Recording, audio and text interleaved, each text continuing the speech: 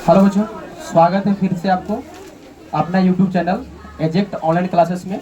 और फिर से हम आ गए हैं प्रश्नावली 3.4 के एक प्रश्न लेकर के।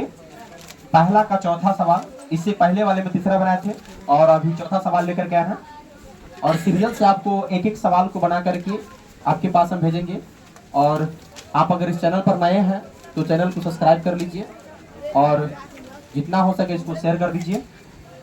चलिए सवाल को हम बनाते हैं। देखिएगा क्या दिया हुआ है कि निम्न समीकरणों के युग्म को विलोपन विधि तथा प्रतिस्थापन विधि से हल कीजिए। कौन सी विधि अधिक उपयुक्त है? तो हम तो कहेंगे कि यहाँ विलोपन विधि से ही बनाने में सही रहेगा। दोनों विधि से आप बना सकते हैं, लेकिन विलोपन विधि से आपको बना के हम बता रहे हैं। अभी चौथा सवाल है, इसको हल कर लेते हैं।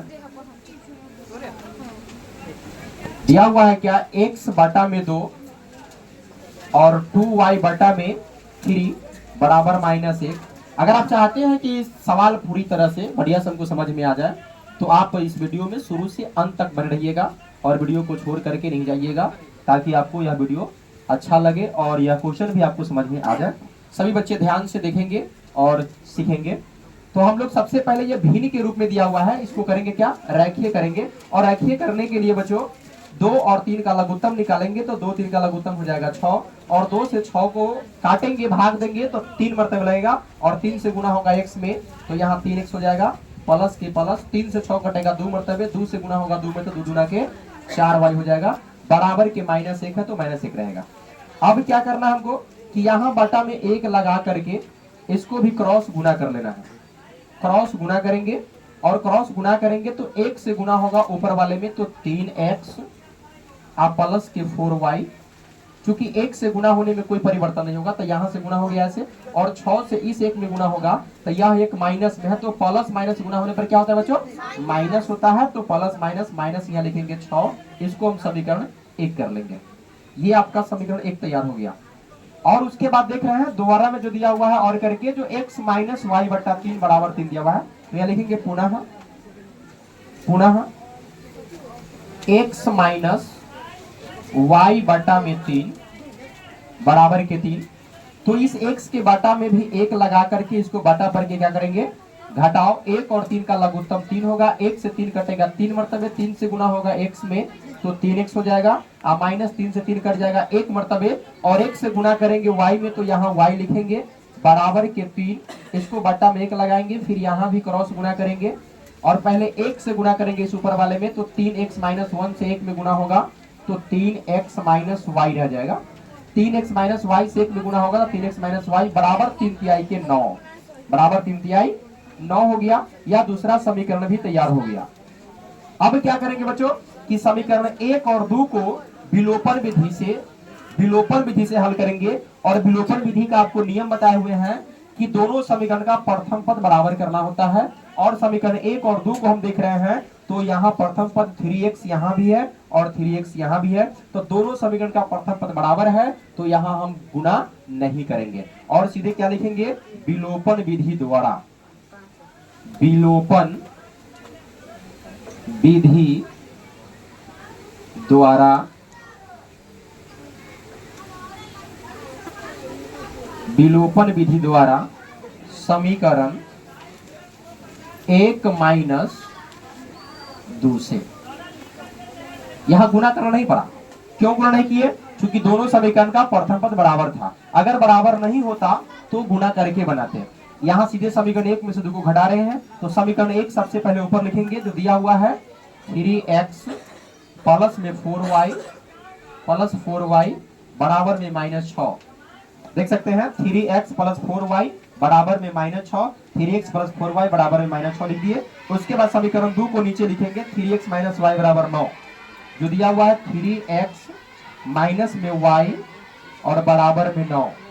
उसके बाद रेखा खींचेंगे और रेखा खींचने के बाद चूंकि माइनस कर रहे हैं समीकरण 1 में से 2 को घटा रहे हैं हम तो यहाँ माइनस का चिन्ह देंगे, माइनस माइनस माइनस।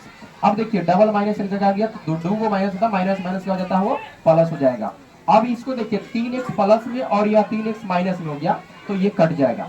3x और ऊपर प्लस और नीचे माइनस है तो 3x से 3x क्या हो जाएगा, कट जाएगा। और y वाले को हल करेंगे तो यहाँ 4y प्लस में और यहाँ भी नीचे वाला y प्लस में हो गया तो 4y और 1y जोड़ेंगे तो कितना हो जाएगा 5y हो जाएगा। तो यहाँ पर लिखेंगे हम लोग 5y बराबर में देखेंगे तो -6 ऊपर है और नीचे भी जो 9 है वह भी माइनस में हो गया, तो दोनों माइनस है। तो दोनों माइनस एक साथ क्या होता है, जुड़ जाता है, लेकिन चिन्ह माइनस का होता है। तो -6 -9 -15, -6 -9 जुटने पर कितना हो जाएगा -15। इसीलिए y बराबर जब निकालेंगे तो -15 और बाटा में जो 5 यहाँ गुना में y के साथ है, जब पक्षांतर होगा इस तरफ आएगा तो बाटा में 5 आएगा और यह 5 से 15 कट जाएगा 3 मरतबे और माइनस लगा हुआ है तो माइनस होगा, यानी y के मान आपका निकल गया -3। y के मान आपका निकल चुका है -3, एक तो आंसर आ गया। ध्यान दीजिएगा, जब y के मान निकल गया तो आपको बताया है कि जब y के मान निकल जाए तब वह y के मान आपको कहाँ रखना है, तो समीकरण 1 में या फिर 2 में, दोनों में से कोई भी समीकरण में आप रख सकते हैं, बिंदास है, कोई दिक्कत नहीं है। तो हम यहाँ रखने जा रहे हैं समीकरण 1 में 3x + 4y बराबर जो -6 दिया है उसमें, और लिखेंगे क्या कि समीकरण 1 में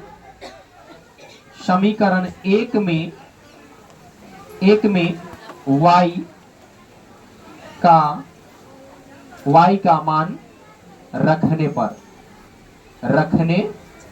समीकरण 1 में y का मान रखने पर, चलिए समीकरण 1 देखिएगा, 3x + 4y बराबर -6 दिया हुआ है, लिखेंगे 3x + 4y बराबर -6। अब 3x के 3x तो लिखेंगे हम और +4 गुने y के जगह पर, जहां y दिया हुआ है तो y के जगह पर जो मान आया है -3, उस मान को रखेंगे -3 को, तो -3 यहां रख देंगे और उसके बाद बराबर में -6 है तो -6 लिखेंगे। आइए 3x के 3x रहेगा और प्लस माइनस गुना होगा, प्लस माइनस जब गुना होगा तो गुना होने पर प्लस माइनस क्या होता है, माइनस होता है, तो 4 के 12 -12 होगा और बराबर में -6। उसके बाद क्या करेंगे कि 3x को इसी साइड रहने देंगे बराबर के इस तरफ ही, और उसके बाद जो -6 है बराबर के उधर उसको -6 लिख लेंगे और यह 12 को जो माइनस में बराबर के वहां साइड में है उसको दाहिना तरफ लेके चलेंगे, पक्षांतर करेंगे तो -12 जब इस तरफ उठ के आएगा तो +12 हो जाएगा, तो इसको प्लस में लिख देंगे। उसके बाद देखिए ये 3x रहेगा बराबर, ये 12 प्लस में है, 12 प्लस में है और 12 में से जब 6 घटेगा -6 घट जाएगा, 12 में से 6 घटेगा तो 6 बच जाएगा। देख सकते हैं कि जब 12 में से यहाँ 12 में से 6 घटेगा तो 6 बचेगा प्लस में, क्योंकि प्लस में ज्यादा था 12 और 6 माइनस में था, 12 में 6 घटा तो 6 बच गया। इसीलिए x बराबर जब निकालेंगे तो 6 के बाटा में जो 3 है, यह 3 x के साथ गुना के रूप में है, बाटा में नीचे आएगा यहाँ पक्षांतर होने पर, और 3 से 6 कट जाएगा 2 मरतबे, यानी x के मान निकल के आ गया आपका 2। x के जो मान आया निकल करके वह 2 आ गया, तो यह भी एक आंसर हो गया। यानी आप देख सकते हैं कि x के मान आ गया 2 और y के मान आ गया -3। तो उम्मीद करते हैं कि आपको यह प्रश्न समझ में आ गया होगा, ठीक है। और ऐसे ही वीडियो देखने के लिए, अपने मैथ को मजबूत करने के लिए आप मेरे चैनल के साथ जुड़ जाएं, और इस चैनल पर अगर आप नए हैं तो सब्सक्राइब कर लीजिए और अधिक से अधिक इस वीडियो को आप शेयर लाइक कीजिए। अगले वीडियो में फिर मिलते हैं, तब तक के लिए धन्यवाद।